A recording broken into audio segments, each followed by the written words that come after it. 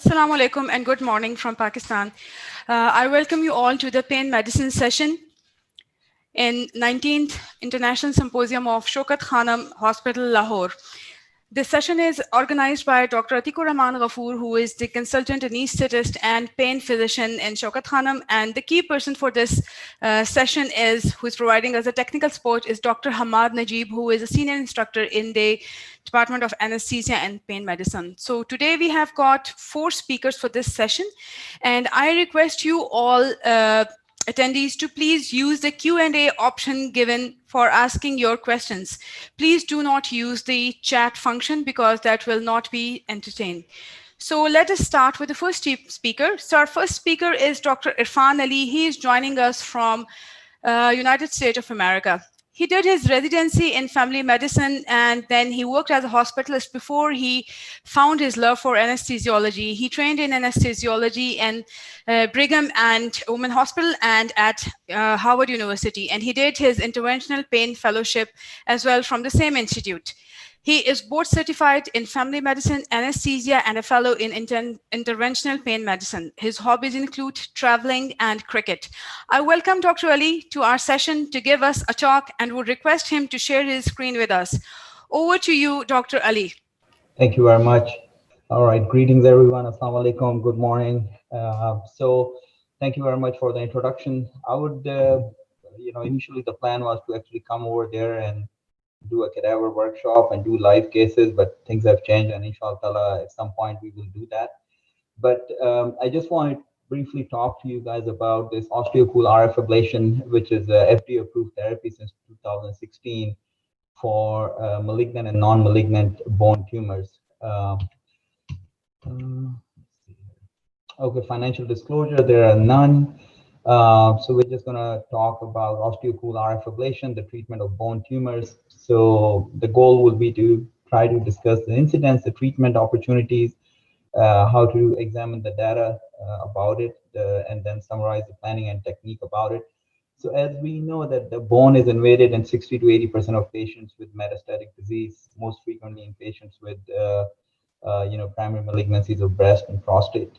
Bone is the third most common location to where cancer cells metastasize. More than 80% of bone metastases are found in axial skeleton. Metastatic lesion in the spine may become painful due to neuronal compression and pathologic fracture. And as you guys know that I think you guys deal with it all the time, like some of the oncologists have reached out to us and they told me that it's not the cancer, it's really the pain which really takes the life and soul out of these cancer patients, So this image-guided percutaneous ablation of bony metastasis is one of the options that has shown to provide palliative treatment for patients with metastatic bone cancer. As we talked about, the bone metastasis equation in the spine, it's about 69%, pelvis is 41%, femur and hip is 29%. The possible mechanism for vertebral body metastasis, and it causes the mechanical pain, instability from pathological microfractures, the macroscopic fractures also, and then the biological pain from the stretching and irritation of the periosteum secondary to the growth of the tumor, and the osteoclast-mediated bone resorption and release of neurostimulation cytokines. Possible mechanism for pain is axial, localized, radicular pain, like we talked about periosteal stretching, nerve impingement, and axial pain and kyphotic deformity, because sometimes that can happen as part of this problem as well.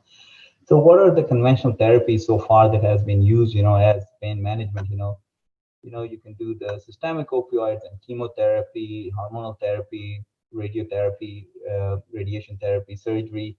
But now we have this option where we can potentially try to control their pain with radiofrequency ablation. The indications and contraindications for use. So ablation of benign bone tumors such as osteoid osteoma, palliative treatment and spinal procedures by ablation of metastatic malignant lesions, and coagulation and ablation of tissues and bone during surgical procedures, including palliation of pain. It's contraindicated in levels from C1 to C7. Rest of it is operator dependent. For most of people who do these procedures, anything from T3 down, T3 all the way down to sacrum is doable. T1 and T2 are difficult to visualize on the under fluoroscopy, but I have done 3 or 4 of those. Obviously, they are much more difficult, but you obviously try to do the fluoro beforehand to make sure you can reach T1, T2 before you make that commitment. But obviously, C1 through C7 is contraindicated. The risk of tumor ablation include, because as a consequence of electrosurgery, damage to the surrounding tissue, pulmonary embolism, risk related to the kyphoplasty, the cement extravasation are also included as a risk associated with that. So what are the challenges? As interventional pain physician, as I think Hassan will be talking about it, the RF ablation for the facet joints, the regular RF machine that we use, now there are ones which have the cool feature in it, but the regular ones, they just have the regular tip, and the tip, once it reaches a certain temperature, you don't get much more ablation. You just get basically charring of the tissue. So with this RF ablation, the OSTEOCOOL, the issue is that it has a circulating sterile water which cools the electrode and carries the heat away from tissue in direct contact with the electrode, called a heat sink. And that's what causes the ablation to keep on going and the tumor to keep on ablating without actually charring and everything. So this is the needle tip. It's a bipolar. The energy is passed between these 2 electrodes here, grows to create an energy field, water cooled throughout the shaft. So there is water running through the shaft. We'll see a video of that. And based on the size of the tumor, we do sizing, and then we decide which thermocouple we're going to put in. And it has a retractability as well, where you can use for the pedicles. You can draw it back and do it for like 90 seconds at high temperature. When patients come to me, I personally tell them that, they ask me like, what is it going to do? So I tell them a few things. I said, what? First of all, it's going to do the local kind of debulking of the tumor. Whatever is in the vertebral body is going to take care of that. Number 2 is going to prevent the progression of the tumor into the spinal canal, which would be a catastrophe. And third, we're going to put the cement in, which is going to provide stability. And I always tell them the most important thing, which I think makes some of the oncologists and radiation guys, especially in private practice, a little nervous. I tell all the patients that, listen, whatever we do is palliative. It does not take care of chemo. It does not take care of radiation therapy. That is the first line of therapy. That remains the first line of therapy. Our job is try to help facilitate you getting that treatment by taking care of your pain, so you can lie down on the radiation table or you can keep going on with the chemo. This in no way takes care of what the chemo and radiation does. So these are the studies. It has multiple retrospective and prospective studies done to show the effectiveness. This was a retrospective study from March 2012 to March 2013 in 5 centers across the US. Follow-up was up to 6 months. So about 92 patients with 128 metastatic spine lesions and 96 procedures were done. Significant decrease at 1 week, 1 month, and 6 months. Pain medications, 54% of patients decreased, 30% had no change. Average 4.3 overlapping ablation zones. So majority of the patients had pretty significant improvement in their pain relief. This was another retrospective study. So they had 70 degrees centigrade tumor burned for 7 to 15 minutes based on the size of the vertebral body. And it also showed that their pain scores were significantly improved after the procedure. I'm just trying to go through these slides because of the time constraint, So another retrospective study showed 11 consecutive patients from June 2016 to October 2018 treated with bipolar RF. And the lumbar levels treated in 72% cases. Metastatic epidural involvement was at 81% cases. 54% of patients received associated treatments in addition to the RFA, which was coupled to vertebral augmentation. So no serious complications. Grade 1 complications consistent with some cement lost in paravertebral soft tissue. 6 complications due to sepsis and end-stage lung cancer patients. So overall, this is the most important chart. I think overall with radiation therapy only, response is 60%. With RFA and radiation therapy, it's 93%. Pain relief, 17% versus 53%. time to pain relief 9 weeks versus 3 weeks. So when patients come to us, there are some patients who get it before radiation. There are some who get it during radiation because they can't just lie down on the table anymore. And there are some who get it after radiation because they had the radiation, but they did not have significant pain control. Just gonna go through some. So I would like to share this video here with you guys.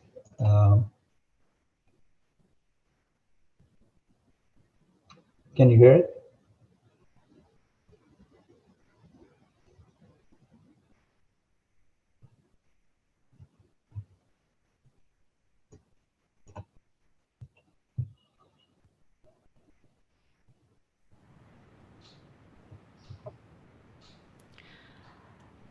I cannot hear you, Dr. Ali. Do you have a sound of this video?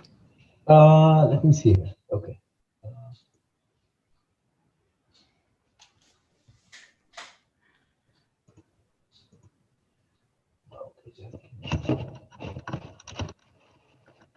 RF ablation probe is internally cooled. Can you hear it now? RF energy. Yes, I can hear. While circulating water moderates the temperature in access tools, RF ablation probes, a dual probe connector hub, and independent thermocouples.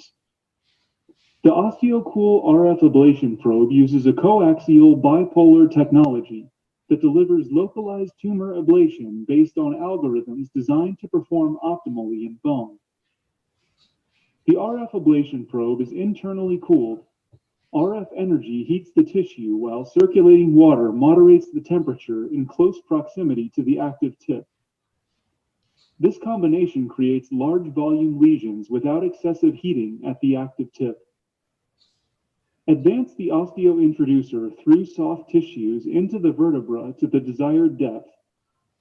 The distal tip of the stylet is intended to provide visual indication under image guidance of the posterior boundary of the ablation zone. For bipedicular ablations, repeat this step on the contralateral side. Once access has been gained into the vertebral body, advance the precision drill down the cannula. Read the color marking on the proximal shaft of the drill to aid in probe selection. Each color represents a different probe size. Select the probe size that corresponds with the color marking at the desired insertion depth. The distal tip of the drill is intended to provide a visual indication under image guidance of the anterior boundary of the ablation zone. The connector hub provides 2 channels for probes and 2 channels for additional thermocouples. For additional temperature monitoring, place the independent thermocouples through separate incision sites and near the area to be monitored. Connect the ablation probe to the OSTEOCOOL connector hub. The screen will indicate probe detection and when it is ready for use. Ablation time is preset based on the active tip size of the probe being used. Place the OSTEOCOOL probes through the bone access cannulas, ensuring they are fully seated. Turn on the RF power button. The generator will track temperature and power output over the duration of the procedure. Allow the generator to complete the ablation, monitoring intermittently for any signs of error on the generator screen. An option to perform track ablation is possible with the system. Select Retract and initiate ablation. Slowly pull back on the RF ablation probe and bone access cannula simultaneously. Repeat on the contralateral side if desired.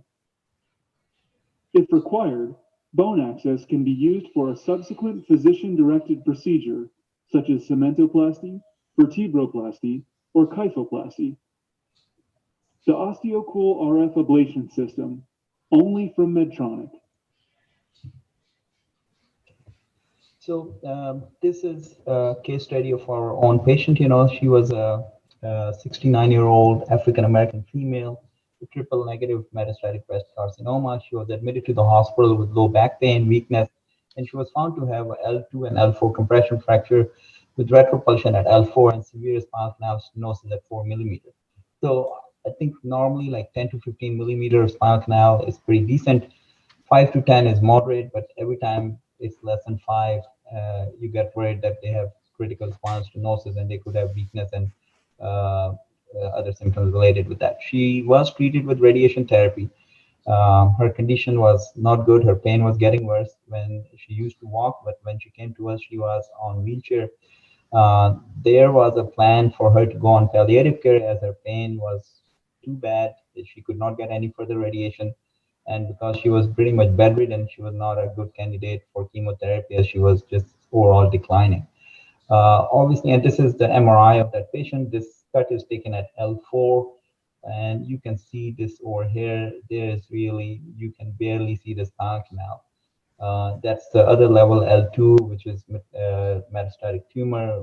Spinal canal looks okay. Obviously, this is a little higher risk, but we sent her for a neurosurgical consultation. No one wanted to touch her because she was HIV positive. She just had radiation, and she was at that point still neurologically intact. And we talked to her that obviously this is higher risk than usual, but she had no other options.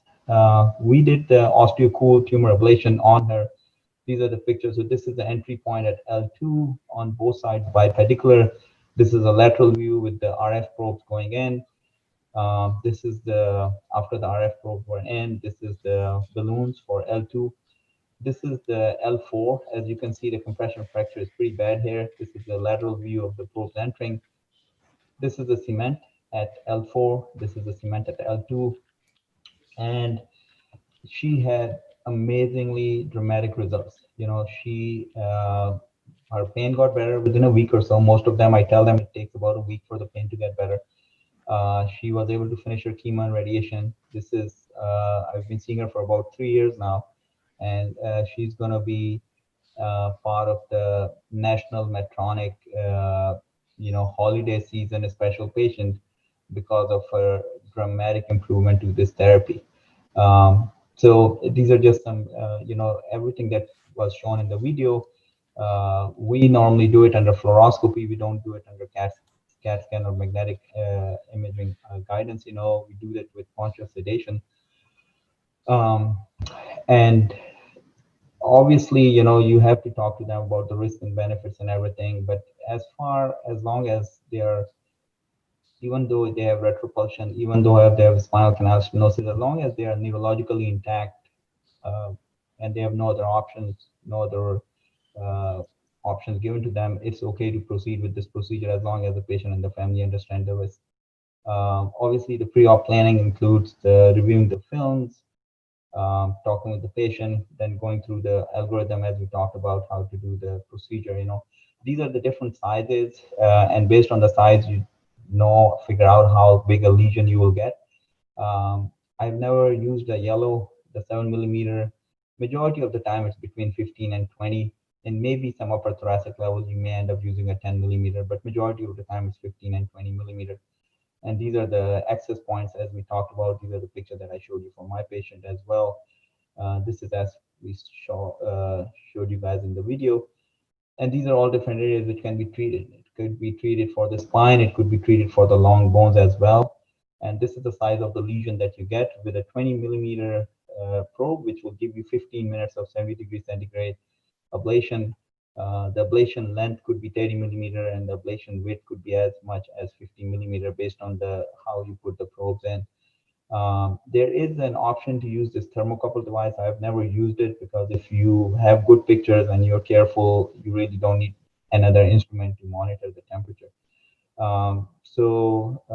This was all that I really wanted to talk to you guys about.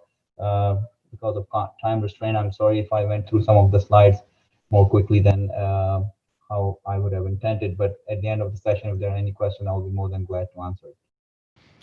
Thank you, Dr. Ali. We have one question for you, and the question is, what is the split of ablation procedure between anesthetics and the interventional radiologist in your institution? Okay, so I'm in private practice. So, we are all in our group, we are all anesthesiologists, and we are all interventional pain fellowship trained. It's 6 of us in our group, and 3 of us do these procedures. Overall, I think IR, as the majority of the patients are done by IR, like about 50% is interventional radiology. The rest of the 50% is kind of spread out between some neurosurgeons and some interventional pain physicians.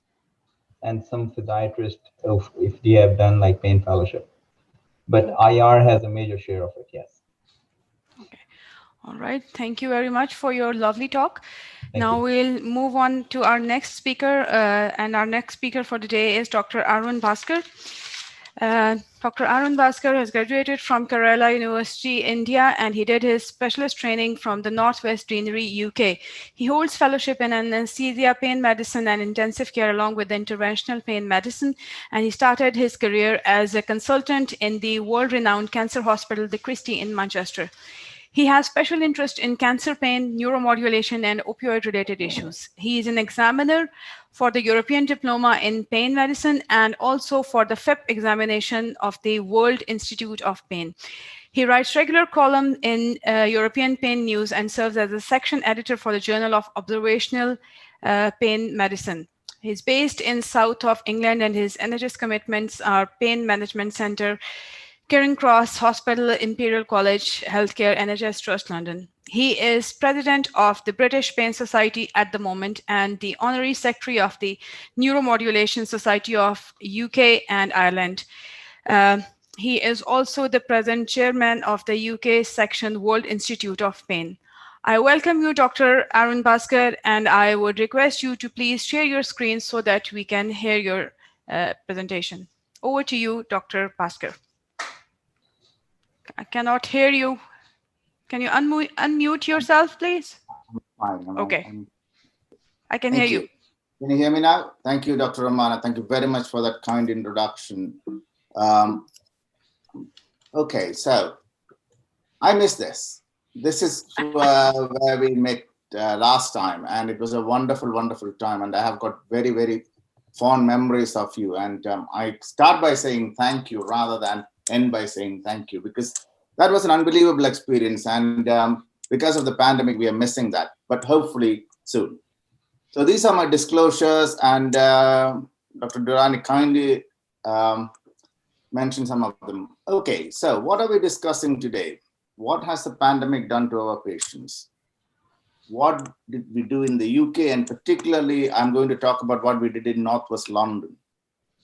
I'm going to talk a bit about virtual clinics and how we did that. And again, the use of medications, particularly steroids, have come up on several occasions. So I will touch on that. That's London on a normal day. Busy city, very busy, very crowded. And then the pandemic got declared and life stopped, as we know. Part of the problem also is that we are reaching a stage where even when the restrictions were lifted, the general public wants to get on with that, but it's putting enormous amount of strain on the healthcare system, even before the second peak hit. Now we are on the second peak. And this is London on lockdown on Thursday. Same London. I've got a house in the countryside. I had plants over summer, basically growing apples and pears along with my clinical practice. And we also got a new cat. So the old one was a little annoyed with it. So making peace between the two cats also was quite entertaining. But most patients could not meet their family. They could not meet their friends, have some food together. Grandparents, most of our patients are elderly. They could not see their grandchildren, which they took for granted. This is a very touching story where the grandparents were, and in fact, the gentleman has cancer and he's seeing his grandchild through the window. They were not allowed to meet as two families. Children couldn't have their birthdays, something they look forward to. No birthday parties. Virtual birthday parties are never the same. No marriage ceremonies, very few numbers. And more importantly, a lot of the COVID patient family could not say goodbye to their loved ones. So it has affected life in many ways. People could not exercise, and this is one of the big complaints. Even though there are patients who have never exercised in their lives, they are complaining that they can't exercise. That's the reason why their pain is getting worse. Can I increase their medications? People can't do their partying. People cannot go to their football games and other sporting events where crowding is a factor. And most importantly, travel restrictions means no holidays. I'm looking out of the window on a cold, dark day. Sunrise isn't happened yet here. A lot of Brits go abroad for the sun. They can't do that. Think about London as a city. Most people live in apartment complexes, and they are not the fancy ones you see in movies and advertisement. They're small apartments you see, probably even only one bedroom or even one room. And this is a typical bedroom, which is literally a small box. And some of them get a reasonable view. Most of them would see another building like that when they look out of the window. That has led to loneliness. That has led to depression. That is one of the main complaints our patients were telling us. They felt like they are in solitary confinement because they cannot get out of their apartment. Even when their restrictions were relaxed, a lot of these patients were shielding. They are elderly, they're diabetic, they are, particularly the Black and Asian population, they are at high risk. And they felt they have been cooped up. And that was a big problem. And if they have to get out, they have to wear masks. The president-elect of the US, effectively, it was a mask wearer versus a non-mask wearer. And even the Queen is now starting to wear masks when she goes on official arrangements. So I would recommend you guys to read through this. The British Journal of Anaesthesia is doing some special sections on COVID and its implication to anesthesiologists and in chronic pain. This is an article by Harriet Kemp and Leslie Colvin. And what they have been mentioning about the risk of chronic pain in these patients.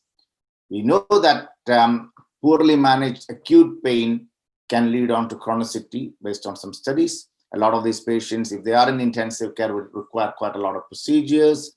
Rehabilitation challenges are there. Mental health burden I mentioned, and including risk of PTSD in intensive care patients. They have been known to have small fiber neuropathy and also significant amount of muscle wasting, and also patients who have had thromboembolic episodes and neurological sequelae can have centrally mediated pain as well.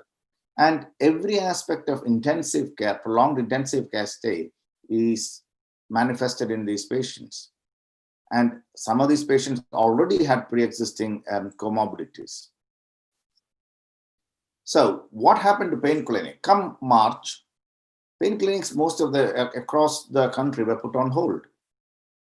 Most of us as anesthesiologists and our anesthetists, our nurses, physiotherapists, they were redeployed to intensive care, to A&E, to theaters where you're running emergency surgery, particularly with cancer. And also as intensive care became full up, they were decanted into anesthetic recovery areas and anesthetic rooms.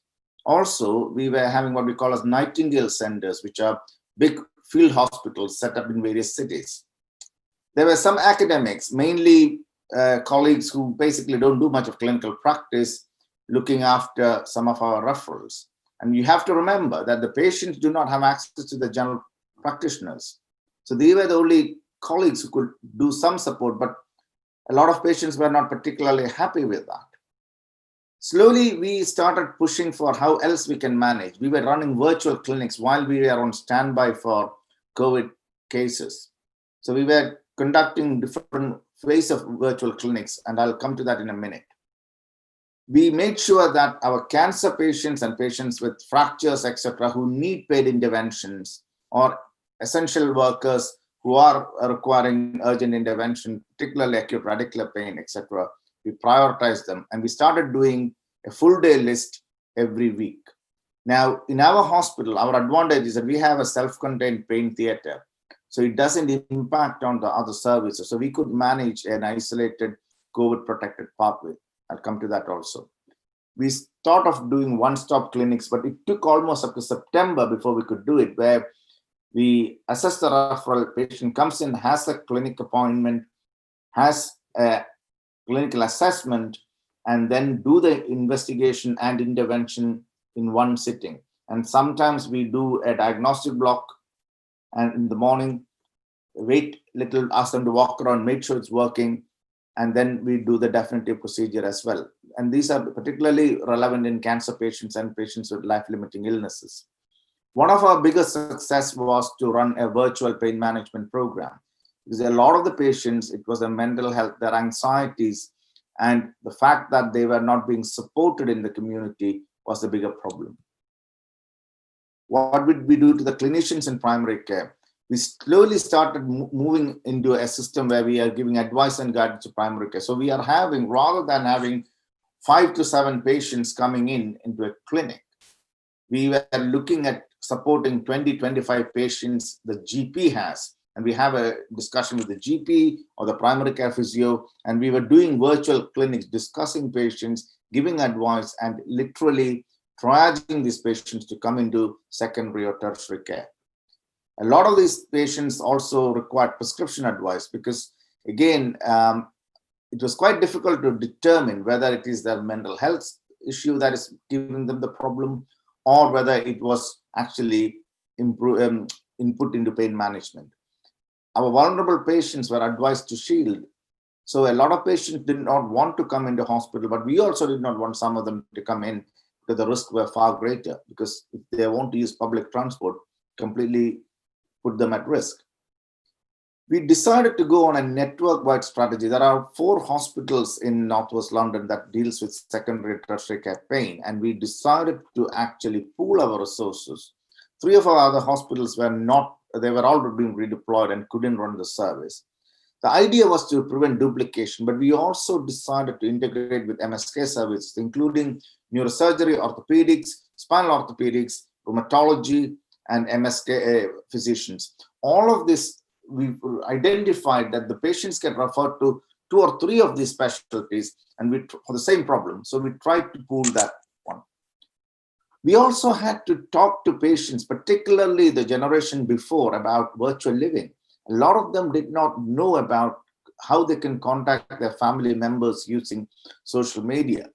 It's actually quite interesting trying to teach an 85-year-old lady how to use Facebook and also how to do FaceTime on talking to their grandchildren. It's actually quite humbling experience. So what were the issues that was raised towards the pain clinic? The big challenges were managing waiting times. And that's one of the problems we have in the UK in the NHS, is that it's all about number crunching. And even though we were prioritizing patients according to clinical need and also as per patient requests, we still were having a lot of complaints, both from the authorities as well as the patients, why they're not being seen. What they don't realize is that when we talk to the patient, they don't want to come in for a variety of reasons. The patients who were having opioid issues, and my opioid clinic patients are on an opioid clinic, they were literally, they don't want to talk to me. They want to talk to anybody else to ask for medication, because they know talking to the pain clinic, and particularly if they are under my care, I'm very clear about what can be done and what cannot. A GP will have to enforce it, but they try to use or abuse it. And again, I have to say, they are not a big number of patients. They're a small number of patients, but it came up. Also, there is the move of using medicinal cannabis, and we are having a few clinical trials on this. But again, there has been increasing use of cannabinoids in some patient groups because they could not get access to healthcare, but they had easier access to recreational cannabinoids. Mental health issues were the main problem, and I think mental health services could not really cope. And they are also, you got to realize that they look at the situation slightly differently. The depression, personality disorders, etc., are not considered as a priority as compared to somebody who is actively psychotic. And those patients added to our burden. We still had issues with some of the patients for secondary gains, particularly with the benefit system and work-related issues, but there were not many. Compliance to treatment was actually not bad at all. Patients were quite happy. As long as they knew that we were supporting them, they understood that this is an unprecedented situation. They were very supportive of us. So some of the questions we had to face early on was about non-steroidals, and there was this argument that whether non-steroidals was going to be detrimental and it could make things worse. We know that there was no evidence for that, and we continued that advice, particularly in patients with inflammatory arthritis, where it was a problem. Then there was a big issue with steroids, and I've got a separate section on that. I'll come to that. Shielding was the biggest problem, is that some of the patients could not even mobilize. How do we get these vulnerable patients into hospital, treat them, and send them back? And we arranged different setups where we arranged COVID protected pathway, where patient gets swabbed 72 hours prior to the procedure. Patient is already, initially they were self-isolating for 14 days. Then it was social distancing for 7 days. Then it was social distancing for 3 days. But then once they were doing social distancing, you did a swab 72 hours prior to the procedure. Patient isolates during that period, come into the hospital within a contained system, either by they drive in with one family member of the same household, or we can set taxis, which is protected. Patients came in, they waited at the car park, got them in through, escorted in through a COVID protected pathway into the department, get the treatment, all recovery done, escorted back, and they go back home. The other thing that was done was that we offered a lot of alternative treatments, but having said that, those things sort of ran out in the first 4 or 5 months. And a lot of these patients had already gone through that when they were waiting for interventions. Again, I have to say, cancer patients were absolutely treated as high priority. As long as they wanted the treatment with us, we facilitated that. This is mainly what I'm talking about now, is in the non-cancer population. So we prioritize our waiting list.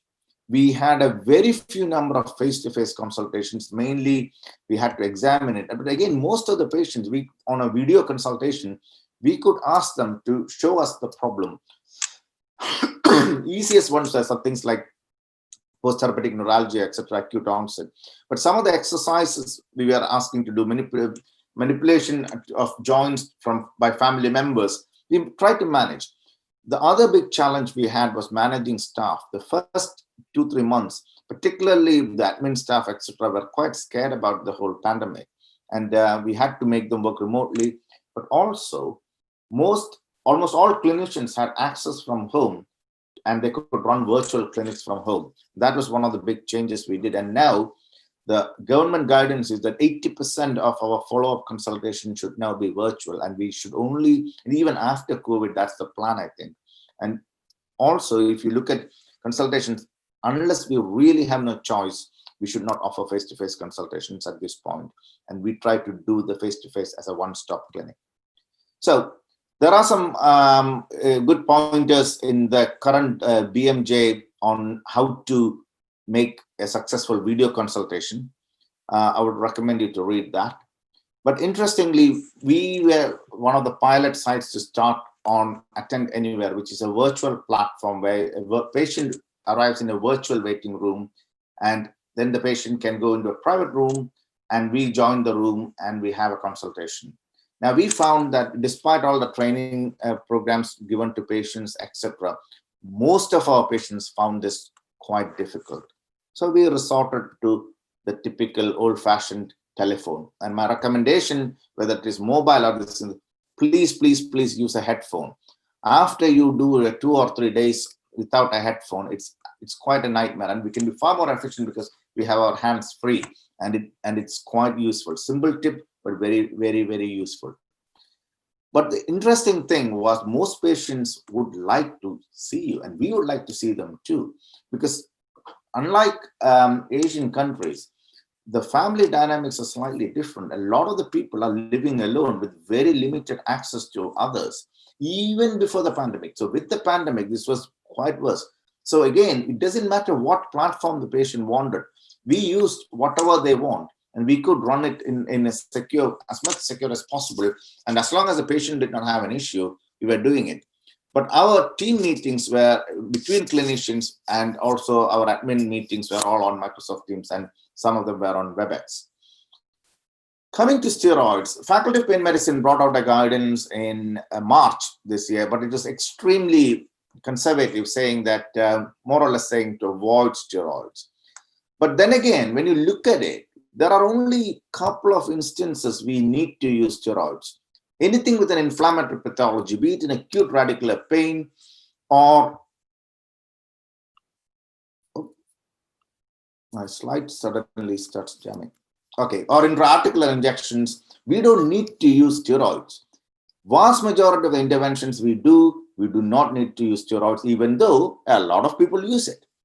So, Faculty of Pain Medicine and the British Pain Society brought out a guidance committee in June, where we were far more conservative, far more liberal in how we use it. It was also as part of a recommendation on how we should be able to restart services. And we had on our side, particularly, we were piloting it, we were running it, but then we made some recommendations on what to do.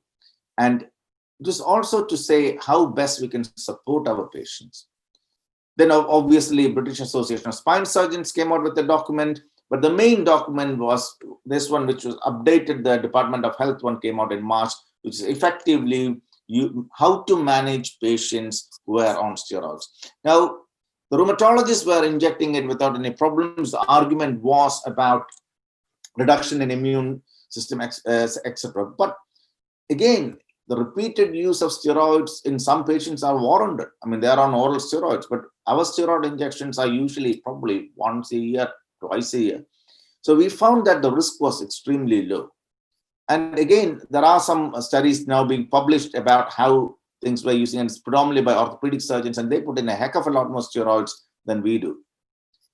One of the things that, can I just interrupt you? You have got only 2 more minutes. That's fine. Thank you. The other issue we found was that there was a publications about the use of dexamethasone in ICU, and that improved the confidence of a lot of people.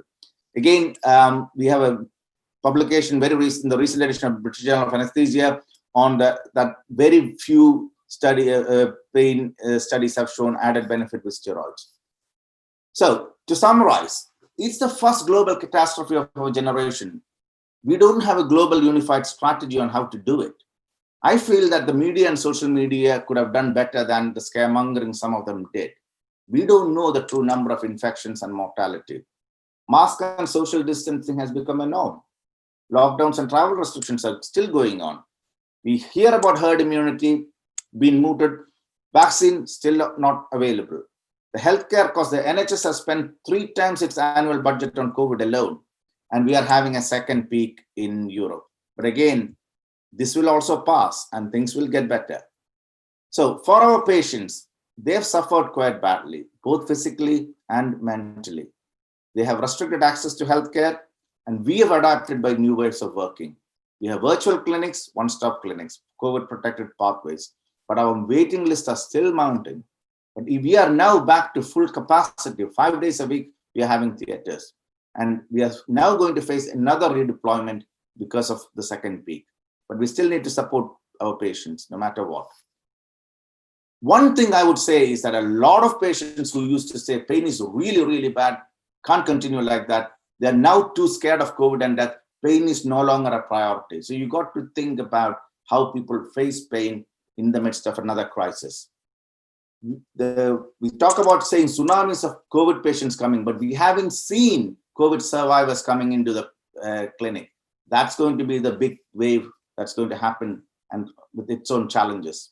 But I'm hoping we should be able to ride out that wave. So I still can walk my cats, and I'm quite happy that I still have my time around, but I cannot say that for a lot of our patients. They're still stuck up in their 1-bedroom apartment in London. Thank you very much. Thank you, Dr. Bhaskar. We have got only one question for you, which is already answered by Dr. Irfan, but I would still like to ask you. It's asked by K. Aftab, and he says, what kind of pain procedure picked up during the pandemic for your practice? So I assume, did you do any procedures at all? That's what he probably wants to know. And if you have done, what were the procedures?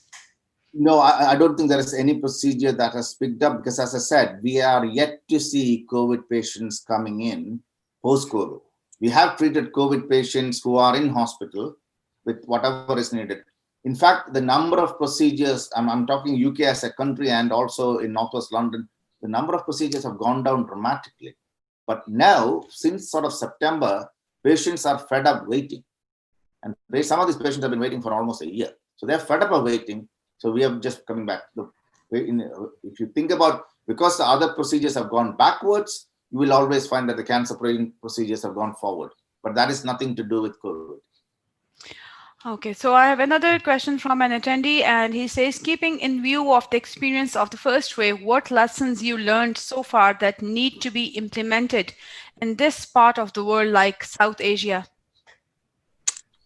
I would simply say that I truly believe that every government, every healthcare authority, every clinician are doing their best with the resources there. I don't think it is fair to say what works in country A will work in country B. And as I said, there's a lot of politics involved in this too. My take on it is very, very simple. There are two groups of people in the world: people who have had COVID, people who are yet to get COVID. You might get a very mild illness. That's the nature of a pandemic. It takes about 2 to 3 years. And with the lockdowns, every time you relax the lockdown, you are expected to have people moving across. And if one person has an infection, it will spread. That's a fact of life. So what are we going to do with the second peak, third peak, fourth peak? I don't know. We talk about COVID-19. What about COVID-20? What about COVID-21? The virus mutates a lot faster than we think. But again, don't believe what you hear in social media, all those things. Look around yourself. I ask people who are very panicky, I ask them, think about one thing, answer this question. How many people you know very well have had COVID or have died of COVID? The answer is still very, very low. People who tell me 1 in 100, 1 in 150 will tell me, oh, I had a friend or I had some family member died. Vast majority of them, yes, but that's a reality. There are people dying, no question about it. And more people are dying than we expected. However, we will come through this. That's all I think. Thank you. Thank you, Dr. Bhaskar.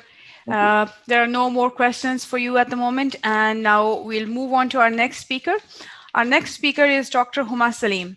Dr. Huma Salim is a graduate of King Edward Medical College, Lahore, Pakistan. She did her fellowship in Pakistan in anesthesia from CPSP, Pakistan. She worked as assistant professor in Mayo Hospital, Lahore, and then she went to UK and fine-tuned her skills and knowledge in East Lancashire.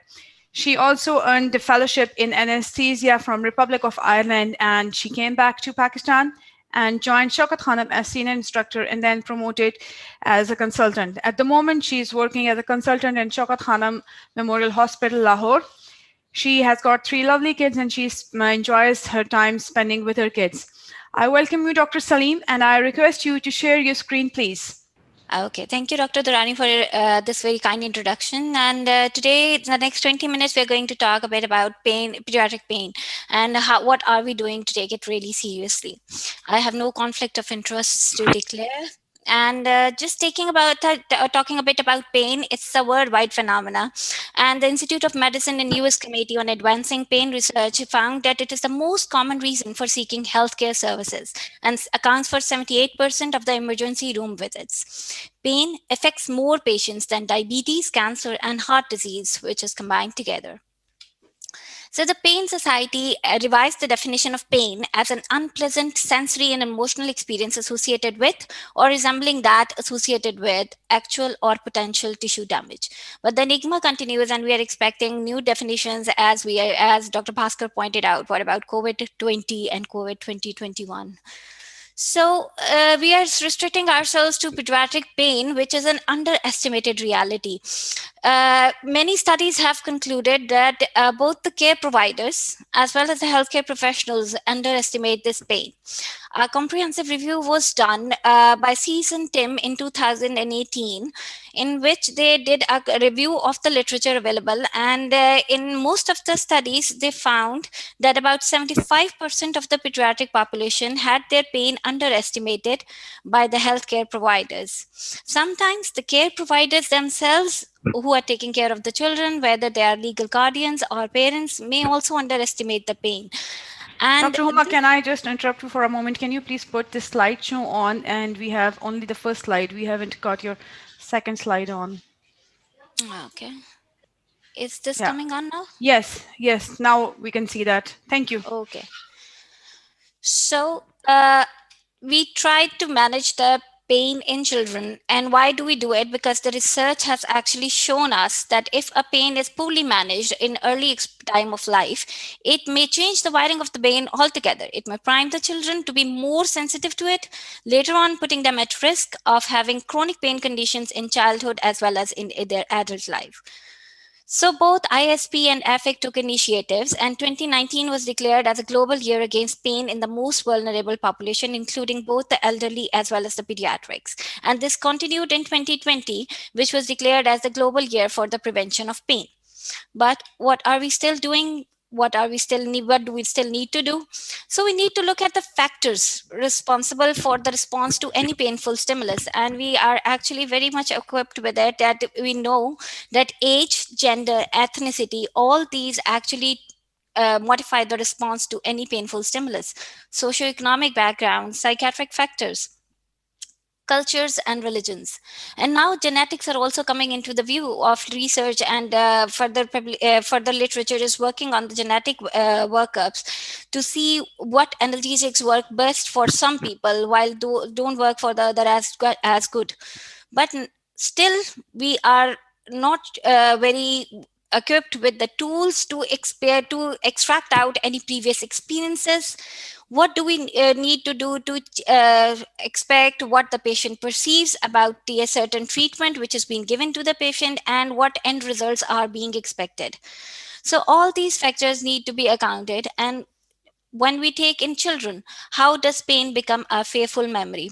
So there may be a recurrent pain which gets undertreated many times, and this combined with the developmental factors, taking into account the child's age, the temperament, along with the coping strategy which is developed by the child according to the age of the child, and any past experiences of the healthcare received, lead to the development of the pain memory. And if it's a bad pain memory, then this will lead to the activation of silent phantom of fear.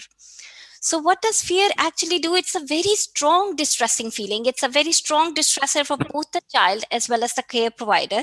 And we have learned it from experience in a trial in which the children were shown to indulge with a group of adults who were asked to immerse their hand in a bath of water at 10 degrees centigrade and at 3 degrees.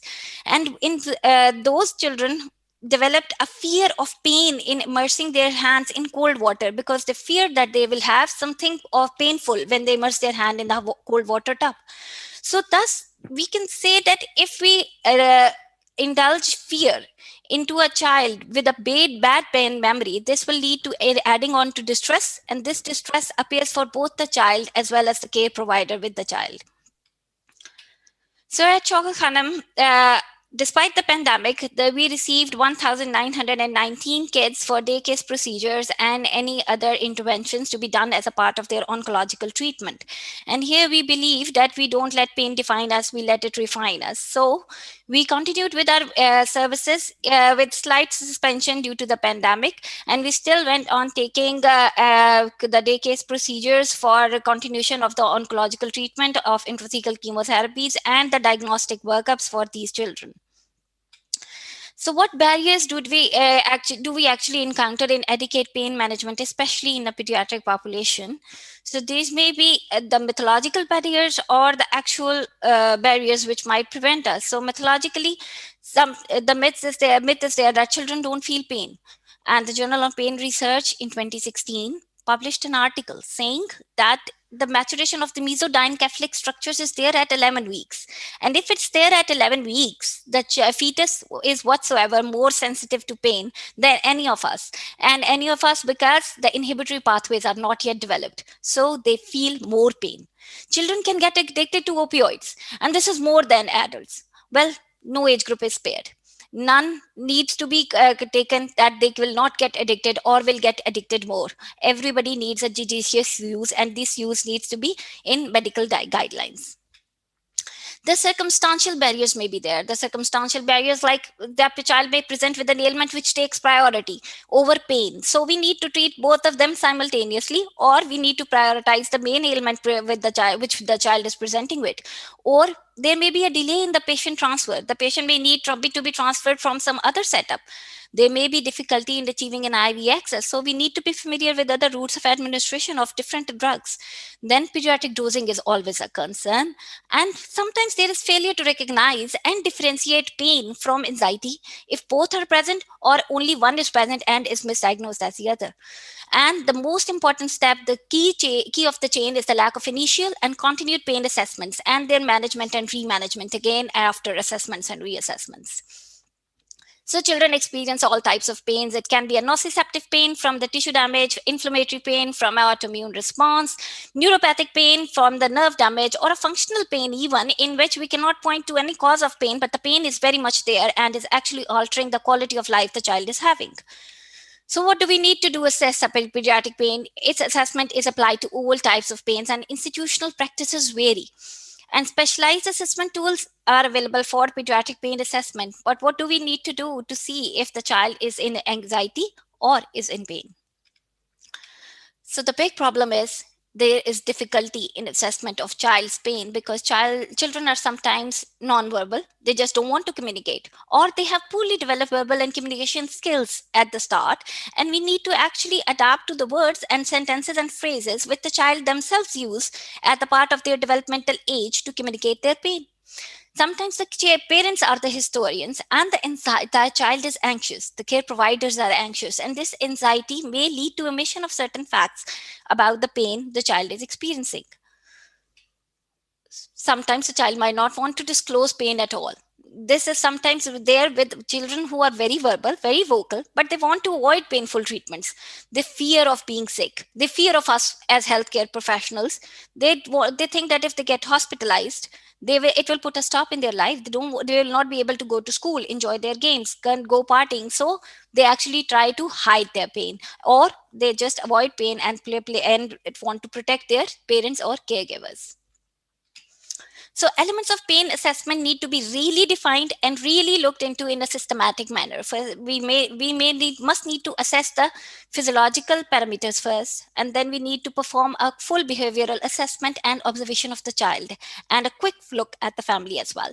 Then we need to question the child in the child's own familiar language and in the language the child understands and would be better equipped to answer us with. And then we can employ the standardized assessment tools to assess the level of pain we are dealing with. Maybe Von Baker's facial scale in a verbal, alert, oriented child, from no hurt at a smiley face to the very worst possible hurt at a weeping face. In our institute, we usually use the FLACC score for non-verbal sedated children who are having a GCS of less than 15 or are neurologically impaired. And we take into account all the criteria of the face, the extremity movement, the level of activity, cry, and consolability of the child. So how are we doing it? We are doing it very wonderfully. We are doing A added to B. We take away the C and we take away the D, but we still end up with an F. Why an F? The F is there because we think that the chain of care breaks. The chain of care breaks where there are minimal reassessments after the intervention to the management of pain is done. And it has been proven by studies that most of the vulnerable population, including the females, the elderly, and the children, are discharged home still in pain. Sometimes we rely more on scales. Sometimes we just cannot account for the past experiences, the comorbidities, the baseline level of pain, and the genetic makeup of the individual. So what treatment options do we have? Oh yes, we all go for the meds. But just like Casey, I don't like the meds myself. And let's see it in a more stepwise strategy. So the College of Medicine, Jacksonville came up with this stepwise management initiative for the assessment and management of pain in pediatric population. Step 1 is the situational checkpoint, in which we need to see where the child is in pain, in anxiety, or which one I need to treat first. It will be very easier to treat the pain of an already less anxious child, not running around the room, not lashing about, rather than in a child who is not consolable. Then we need to go for a development and cognitive checkpoint, and we need to know what developmental level is there with the child. So if I tell a 3-year-old there is a nasty scratch coming your way to establish an IV access, and this is very good for you and it's required for your treatment, maybe he will not be so compliant with me, rather than if I tell him that you're a superhero, you're brave, you're strong, and this gonna end soon. Then we need to check the family dynamic point, and we need to know how much we can get and help from the family in order to approach that child. The facility checkpoint, if my facility is equipped to treat a child with burns, should I refer him to another center? Should I arrange for a safe transport? Yes, these all need to be taken into account for. Then we need to use the standardized tools. We do the patient assessments, and then step 6 is management, along with monitoring and discharge planning, starting off there and then. So yes, step 6 is the management, but still we are not at meds. Let's manage. We are managing it with not so perfect a world in which there is no so perfect recipe or a kid's universal analgesia cookbook where I can get an answer for a child's pain.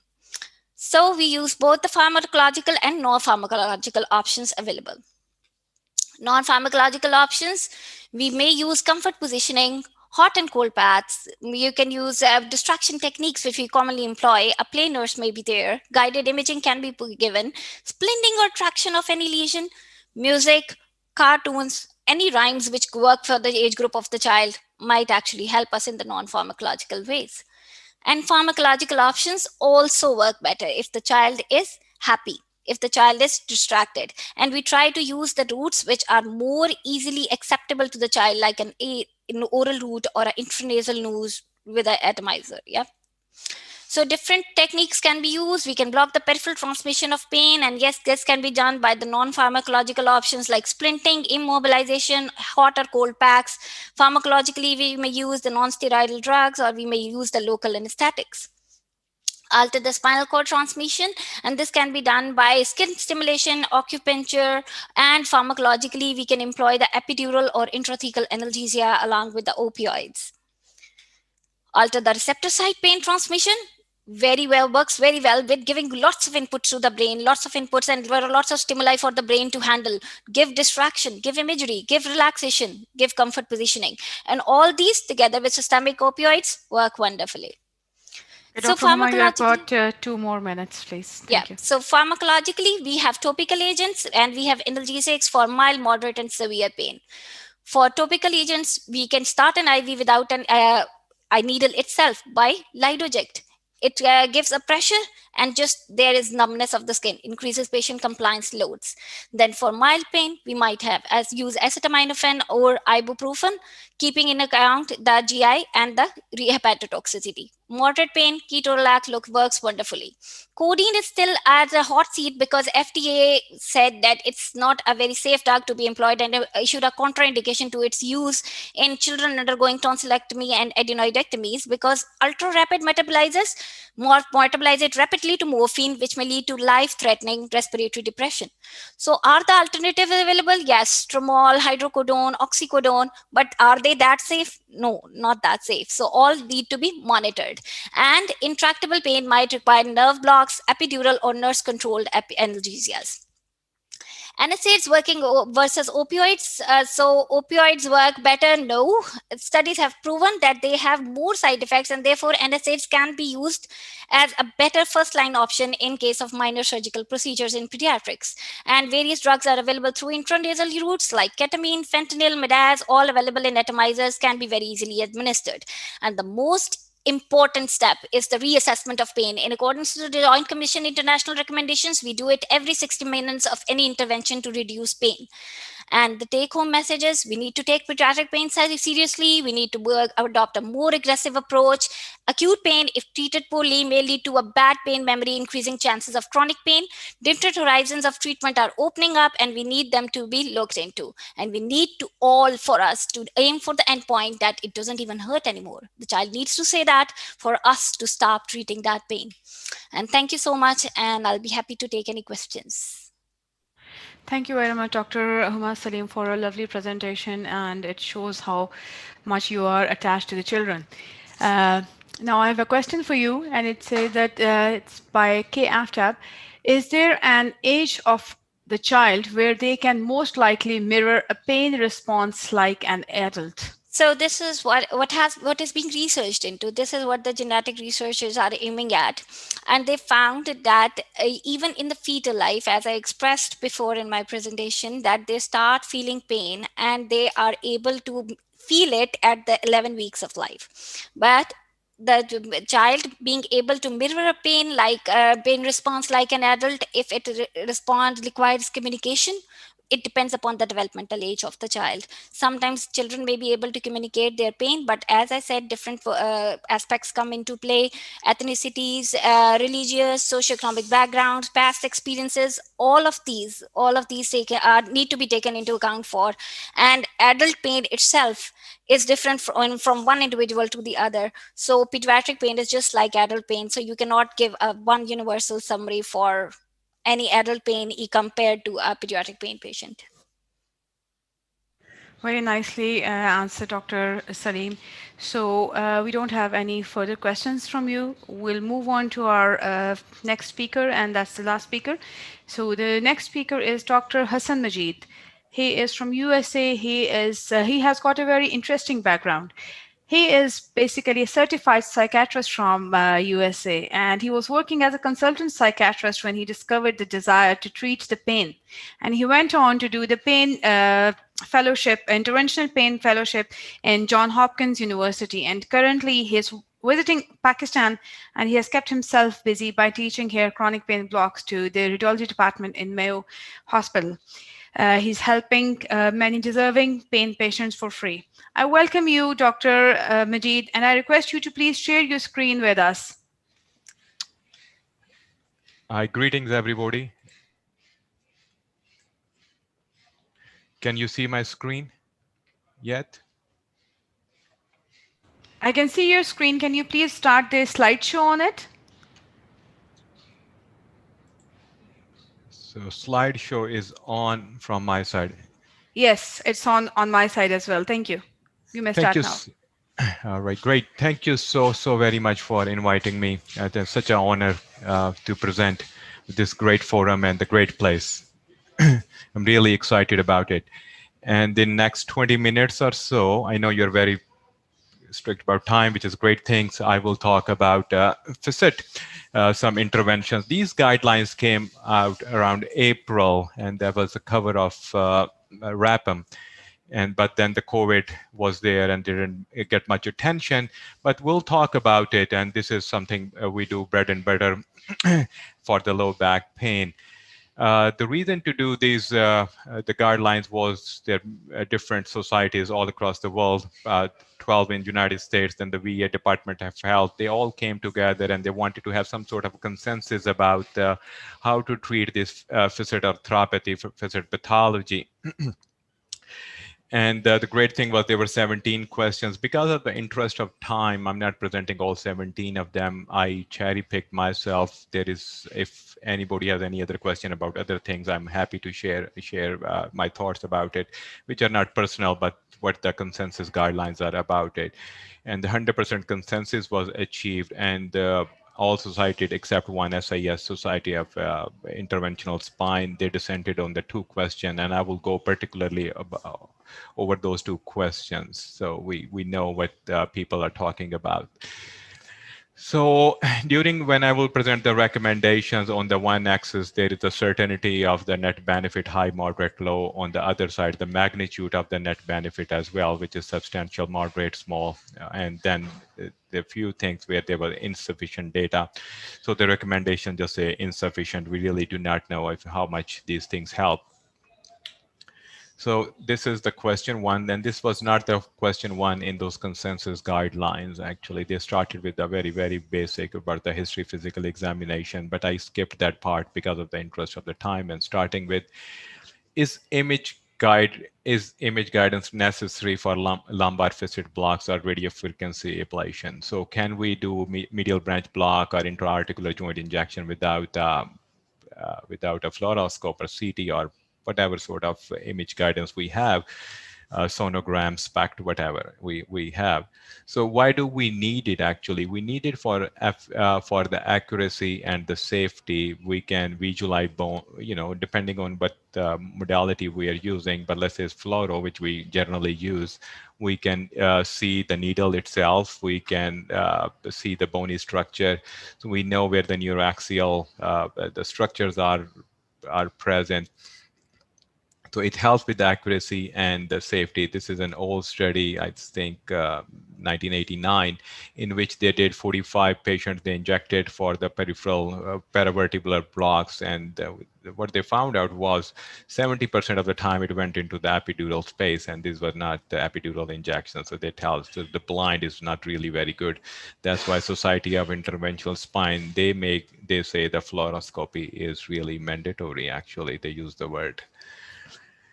And the different insurance companies, they do not pay you if you're not using fluoro or the CT guided. Actually, even the ultrasound is not reimbursed as well.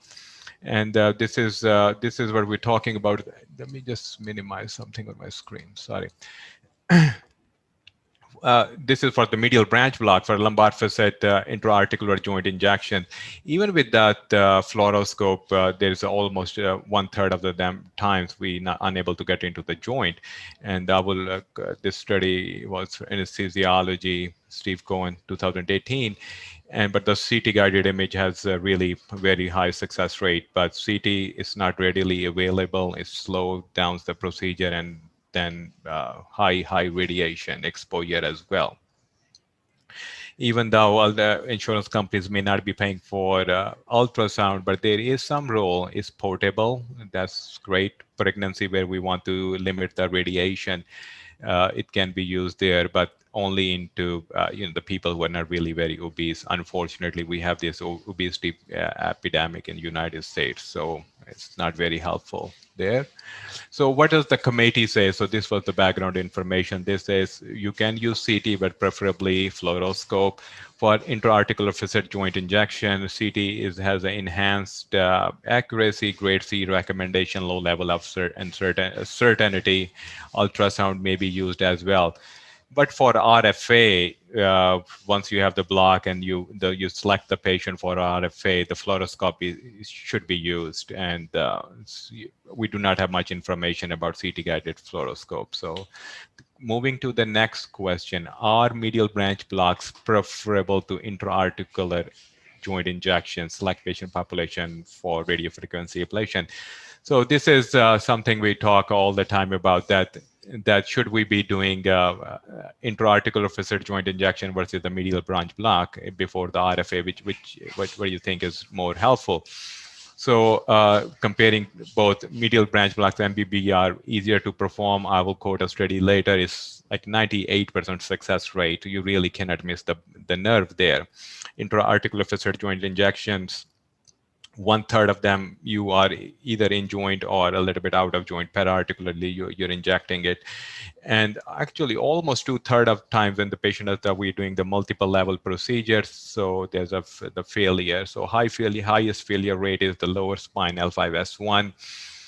But in the younger individual where there's not much facet arthropathy, the joint space is still open, the chances of success is a little higher, and they may respond to more. They have more inflammatory processes causing this pain, and the intra-articular steroid may have a better chance to help these patients.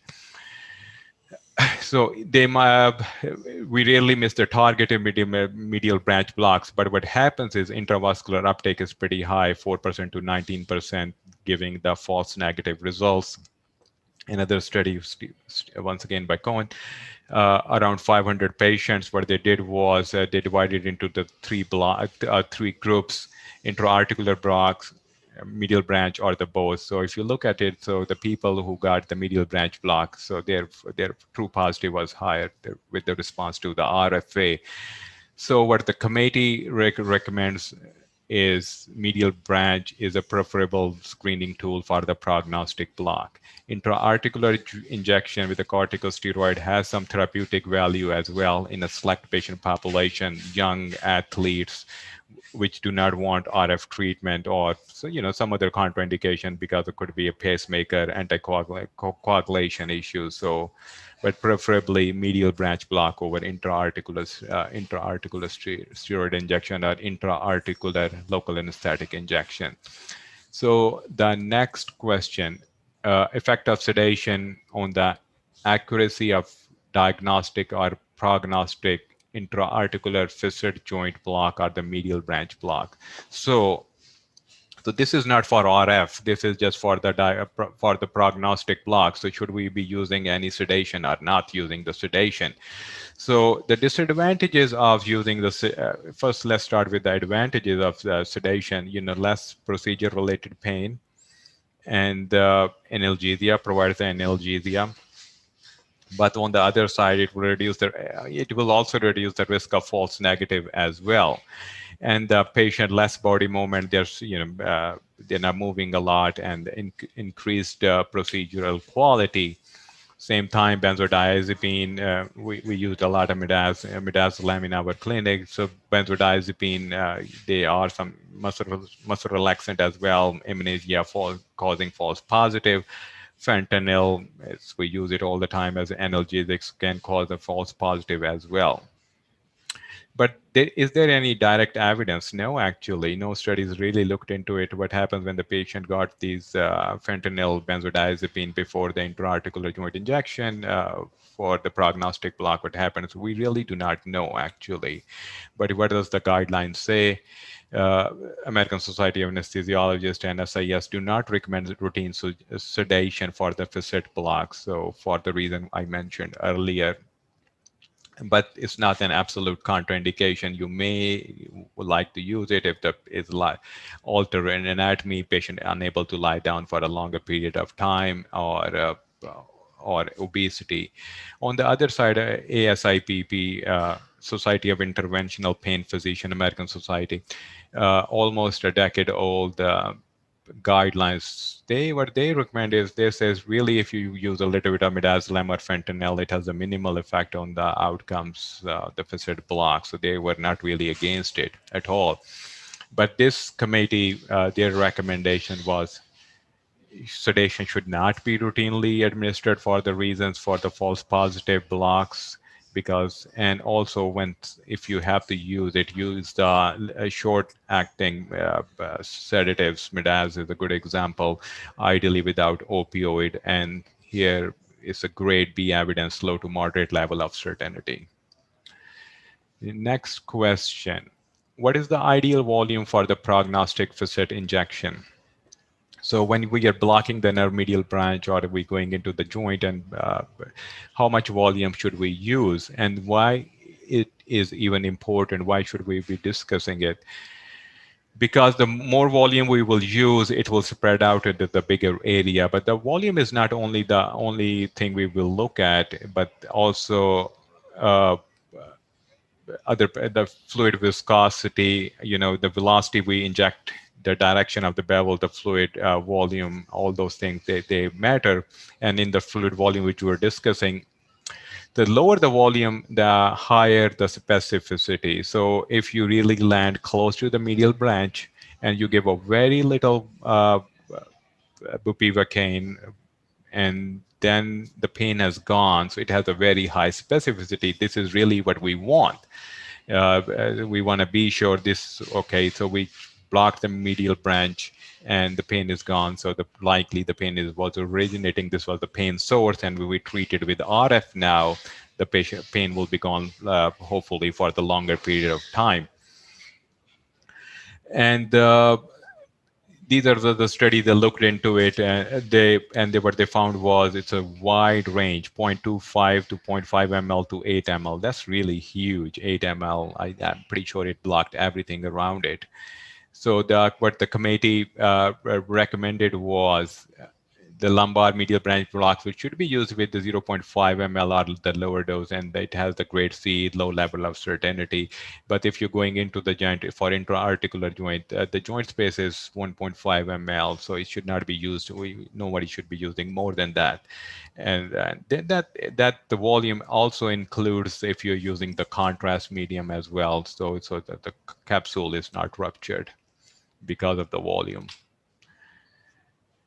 The next question, are intra-articular facet or medial branch blocks with steroids therapeutic? And this is controversial, very, because we use them all the time for many other sites. We use them for knee, hip, SI joint, name it, we're using it. So why not to use it into the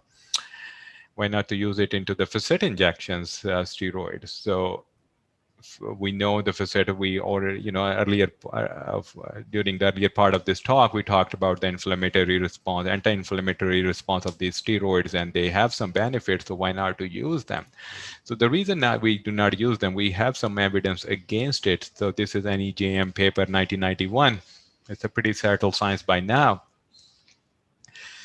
Patient who responded to the previous diagnostic intra-articular lumbar facet injections or the cervical. So they look both. So these patients have intra-articular injection and they responded to it. After that, they used the steroid and it did not work. And this is a 3-arm blinded study. This was an anesthesiology, couple of year old study where they look into it. So they have the 3 arms, intra-articular local anesthetic plus steroid. This is the one group. So they went into the joint. The second group, what they did was medial branch block with local anesthetic, which we usually do, and they use steroid along with it as well. And then third one was just a placebo with a saline control. So where they were looking into it, okay, if the steroids really help with the pain by decreasing the inflammation, one of these group or 2 of these group actually should be beating placebo. And they looked up to the 6 months into the different points, and none of them really beat the placebo. So steroid really did not help. So this is the case against using the steroid in general, but what does the committee recommend? In general, they say the same thing, recommend against the use of therapeutic steroid facet injection, except at the high risk complication. And what are those high risk, what we talked about in the past as well. People who have could have a defibrillator coagulation issue, cannot lie down on the back for a long period of time, so that you may try it. And with the steroid, they may get some relief, a longer period of time than the life of a local anesthetic as well. And it has a grade D moderate level of certainty. The next question, what should the cutoff be in the percentage relief for designating a block as a positive? And is there any benefit in using the non-pain score outcome measures? So this is the one of those things where SIS dissented with the rest of all those other societies, and they have but they approved the final document as well. SIS says, okay, if you are blocking the nerve, complete relief. Once again, I would repeat it. This is complete relief in the distinct topographical area. Left side L45S1, you should not have any pain on the left side at all. American Society of Interventional Pain Physicians, what they say is the cutoff, they say the 75% is better than the 50%, which makes sense. If the pain is reduced from 10 to 8 versus 10 to 5, so person who have the 8 has a better response, and they may be better respond to the RF as well. The impact guidelines, they were pretty generous. They said 30 is moderate, 50 is great. So they didn't use the word great, they use the word substantial. So what we see is the information what we have before getting into these consensus guidelines between all these organizations, these cutoff points were all over the map.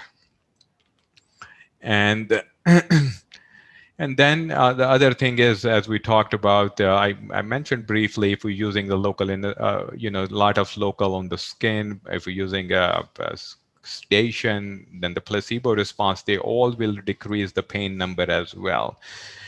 So then the 50% reduction in the pain, or any number of reduction in the pain because of the pain activity, we give this medial branch block, patient left and just went home and slept, and they said, okay, my pain was low from 8 to 2 for the next 6 hours, but they did not have any any activity, or they took more or the less medication, whatever the pain medication they were treating, that's going to blurry the picture as well.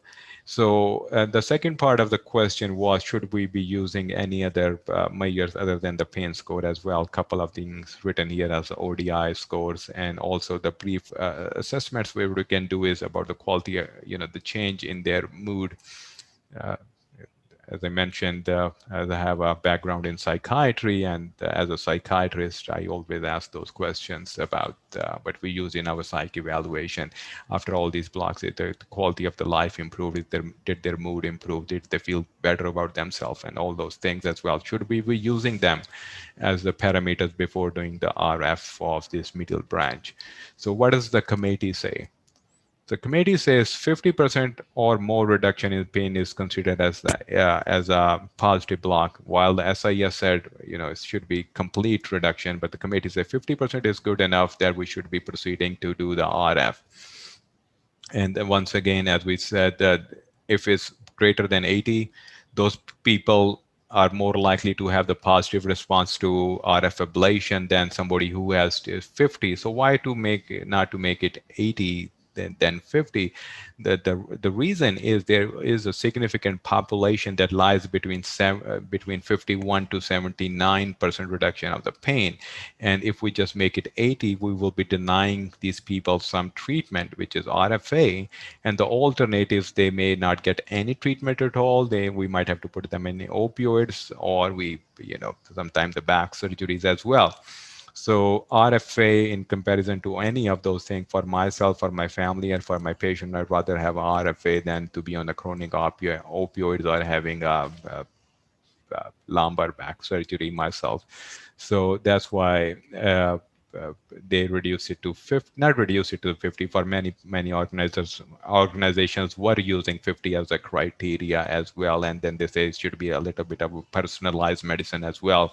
Depending, they may have a reduction as 50, but the quality of the life improved dramatically for the patient, or they really felt good about doing the activities of daily living. So it's good enough to do RFA at that cutoff point. Next question is, how many prognostic blocks should one perform before the radiofrequency ablation? So this is another where SIS was not in agreement with the rest of the committee, but they approved the final document. Once again, I will repeat that they have 100% consensus about it. SIS and ASIPP, they advocate for 2 blocks before RFA. And the reason they say is pretty good reason is that there's all in the placebo control, 18 to 13% of the people could have a false positive response. So if there's a false positive, 1 block, we go off with the RFA, they may not get benefit from this treatment. If we do the blocks twice, the chances of the false positive will be really low, and the people who will be getting RFA will have a good response from it as well. The other side argument is that, as I said, RFA is usually a relatively low-risk procedure itself. May I interrupt you? You have got only 2 more minutes. Okay, I'll be good. Thank you so much. So in this setting, we need a prognostic block which has a high sensitivity and a low negative predictive value. So in this case, what we need to do is we have to weigh the false positive blocks with the false negative blocks. So we compare both of them. So there's a dilemma, where should we draw the line? I will go over the recommendations of the committee. It says the single block is good enough, and there's a moderate evidence that the dual block is better. There's no doubt about it. There's a moderate evidence that's dual block about it, but it comes at a cost. All those people who will fall between 50 to the 70%, and they have 1 positive, so they may not get. So we may deny them the treatment, which I think is worse than somebody getting an RFA and not getting the benefit of it. So the committee, that's what their recommendation is as well.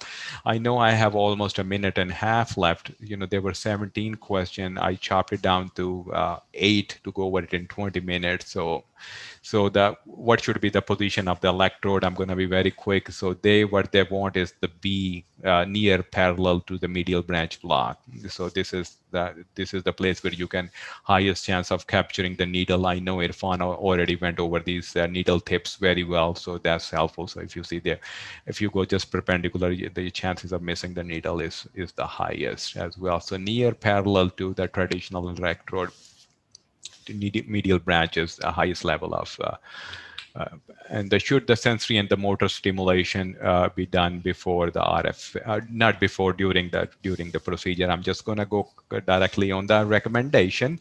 So sensory stimulation in the when the single lesions are anticipated, you use the word lesions, I think that's a typo, my apologies for that. So sensory, do the sensory testing, change as we ask them any new sensation they feel if we're doing the single level. For the motor stimulation, it's beneficial. If you see the multifidus thumping there, or you burn the distant electric interaction, but it is not mandatory at the same time, but it is beneficial for the safety and the effectiveness. And the conclusion, these are the blueprint to the guide care. These are not to follow like a biblical lines. They're not absolute guidelines to say that we have to do it this way. So the good thing about it is 100% consensus, 13 organization, couple of other Department of Defense and VA Veterans Affairs, they all approved this document except 2 dissenting views. So they gave us a little bit of guidelines how to proceed with RFA. And thank you so very much. And my apologies, I really rushed through these slides. I just wanted to go over the most important slides. And any questions, I will be happy to answer. Very much thank you, Dr. Hassan Majid. We have got a question from KAFTAB, which is answered by Dr. Irfan Ali, but the question was for you. And the question is that, do you perform a SPECT CT before you ablate a facet to be sure you are treating a symptomatic joint? And how many facets can you ablate in a single setting? Thank you so very much. This was one of those things, it was in the radiology section of it. They mentioned the SPECT has the highest chance of picking up the joint. I never saw it used. We do not use it in the clinical practice. We do not use it in our clinical practice at all. But if you have to use one modality, it is SPECT. And the second thing is how many joint we do. Different things. Practicing in the United States, the insurance is the biggest thing. How many joints they approve?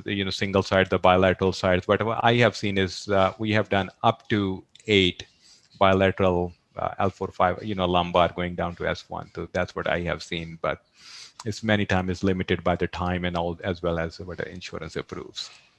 Okay, thank you very much. So, Dr. Majid, the publication that you were discussing, one of the authors is with us, and that is Really? Professor Dr. Arun Bhaskar. Over to you, sir. Would you like to say something, please? Great. Yeah, thank you, Dr. Majid, for this thing. Yeah, I happen to be one of the authors of that paper. I just wanted to let you just put a couple of thoughts on this, and that is not just that document, but also from what we have discussed at length. A lot of discussions have happened, and Steve Cohen has done a brilliant job bringing us together. Now, you mentioned about the number of joints. I mean, again, very, very rarely only about 15% is bilateral. And if we are doing bilateral, we just do two at each side, usually L4, L5 middle branches on either side. If it is unilateral, which is almost 80-85%, we tend to do 3 levels, 3, 4, 5. And again, this is due to the way the innovation is. The reason I personally don't like doing 4 levels is that you're completely denervating the multifidus, which is a big problem. And if you do bilateral, and I mean, there might be cases you may have to, but vast majority of the patients, if you denervate the multifidus, that's a major stabilizer of the back, and that's a problem. Totally agree. Couple of points is the intra-articular injections. If you look at it, if you do studies, particularly in the elderly patients, the hypertrophic joints, they communicate to the epidural space. So if you are injecting 3 levels intra-articular, there is a good chance that almost 70% of the patients, there will be spread into the epidural space. So it becomes a very non-specific diagnostic tool as compared to medial branch. Now, looking at medial branch blocks, volume around 0.3, he may target the articular branch, but you also have branches going into the multifidus, which creates the spasm, which is also contributing to the pain rather than just the joint itself. As you rightly said, we don't really go by SPECT. I know that there are orthopedic surgeons who go by SPECT, but we do a clinical assessment, which is far more reliable. And if you demonstrate multifidus spasm, they are the ones who respond very well, very quickly. Another thing which we mentioned about the 50 to 80%, that's a huge amount of debate on that. So my challenge thing was that if you look at any pain study, we look at 30% improvement in pain relief as significant. That's right. So why go for 80%? Ask SIS people. So no, it's not SIS. Basically, at least for us now with the new insurance guidelines, most of them don't want to approve RF when it's 80% pain relief, which doesn't make sense. And you don't in private practice have time to do peer-to-peer. So when I do the medial branch block, I tell the patient, I say, listen, you're going to get a medial branch block. You're going to get a call from the nurse in the next 2-3 days. If your pain relief is anything less than 80%, you're not going to get an RF. It's not me, it's your insurance. Wow. That is determined by insurance companies and funders. It is not based on a pure clinical decision. My take on it is, I'll tell you my practical tip to people who are starting their practice.